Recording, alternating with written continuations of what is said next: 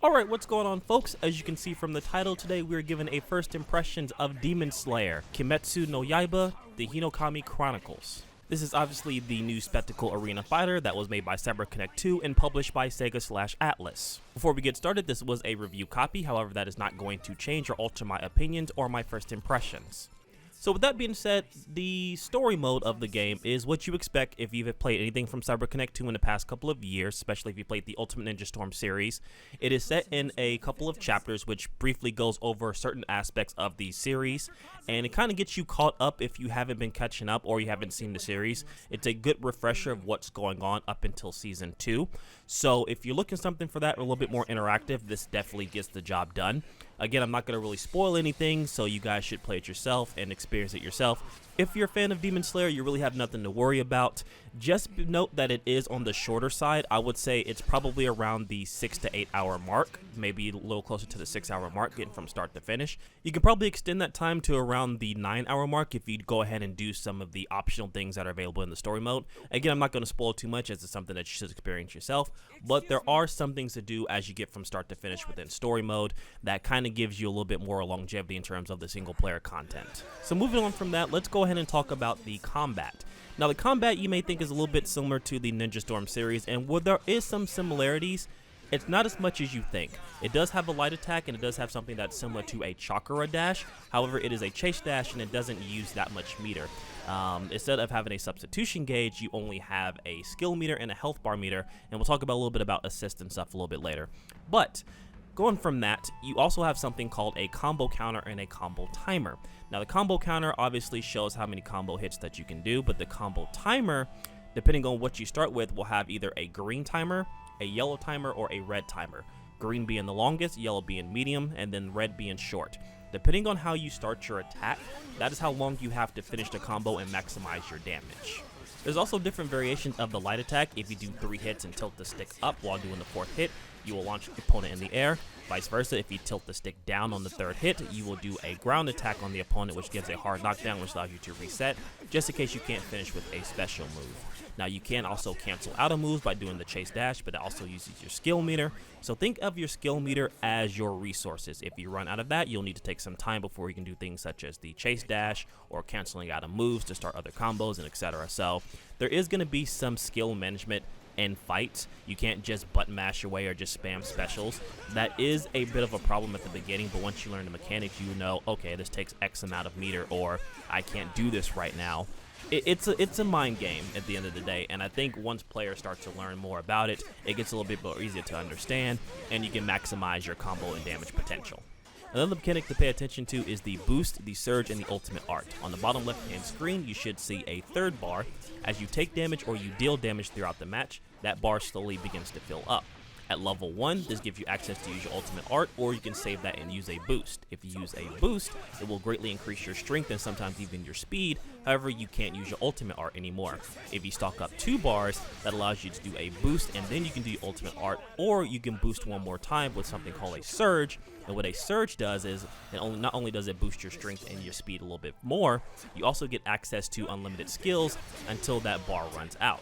So again, it just determines, do I want to save up my boost? Do I really need it right now? It's a really decent comeback mechanic. However, it's not a end-all be-all.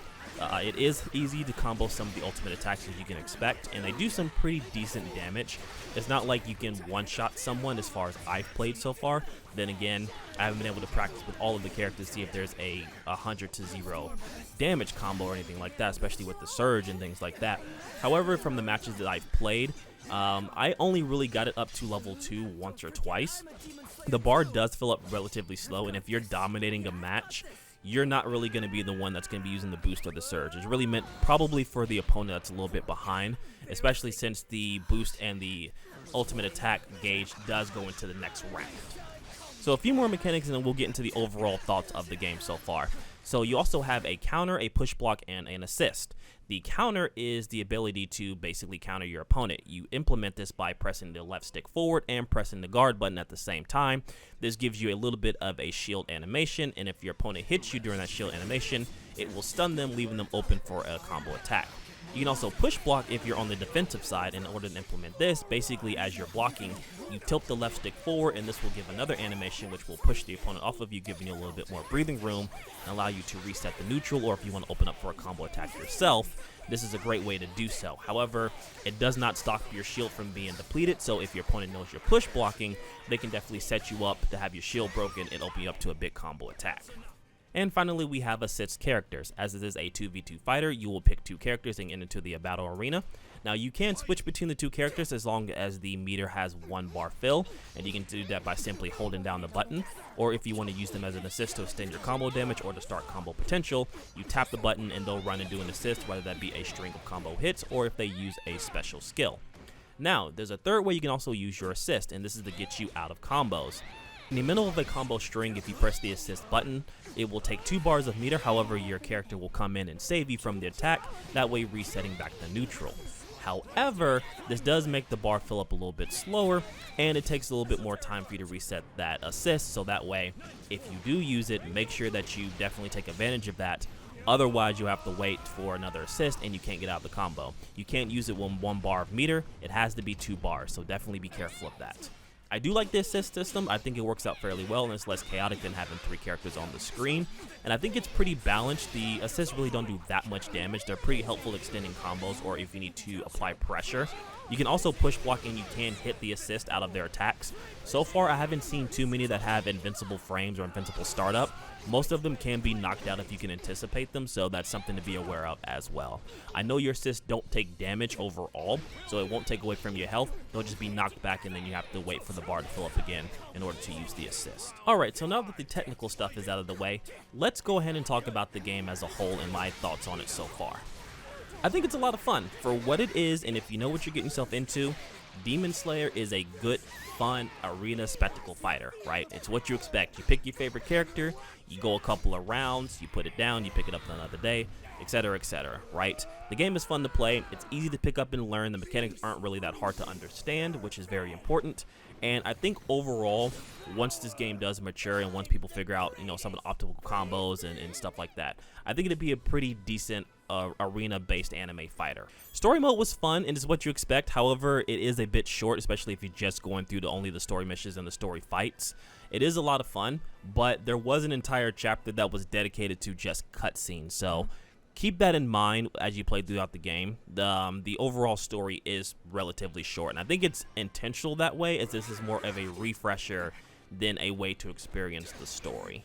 At least that's the impressions I was getting as I was playing through it. And I haven't forgot about the online portion. Unfortunately, I was not able to access online at this time. By the time this video goes up, I believe that the online portion may be unlocked. So I'll try and go ahead and get through some games if I can, and I'll have another update video in terms of like the online with some player matches versus matches, depending on how the online ecosystem is. I'm not even exactly sure how the lobby system is, or if there even is a lobby system. So we'll see what happens whenever the online portion is available. Last but certainly not least is the roster.